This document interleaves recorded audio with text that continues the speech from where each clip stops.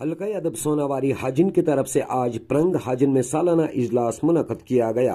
ये इजलास मरहूम अब्दुल खालिक भट्ट गयूर की याद में मुनक़द किया गया था। इस तकरीब में उनके शायरी मजमूए आलू ददवन की रस्म रोनमाई अंजाम दी गई।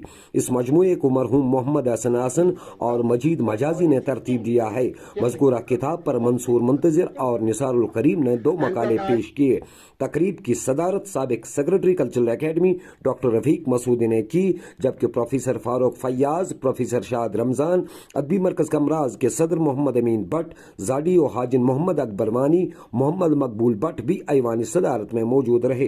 तकरीब का आगाज शब्बीर मकबूल ने तलावत कलाम पाक से किया, जबकि सागर सरफराज ने नात रसूल मकबूल सल्लल्लाहु अलैहि वसल्लम पेश किया।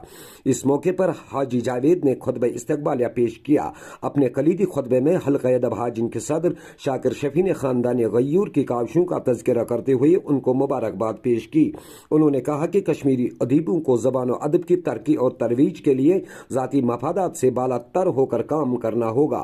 तकरीब में मजीद मजाजी को उनकी गैर कदर अदबी खदमात के सिले में खानदान गयूर ने एजाज़ से नवाजा, जबकि उन तालिब इल्मों में भी इनामात तकसीम किए गए जिन्होंने हल्का अदब के ऑनलाइन एस्से मुकाबले में इम्तियाजी पोजीशन हासिल की थी। तकरीब में अलहाज गुलाम नबी डार, गुलाम हसन मलिक, हबीबुल्लाह वगे और अदबी मरकज कमराज के साबिक सदर फारूक रफी आबादी ने अपने ख्यालात का इजहार किया।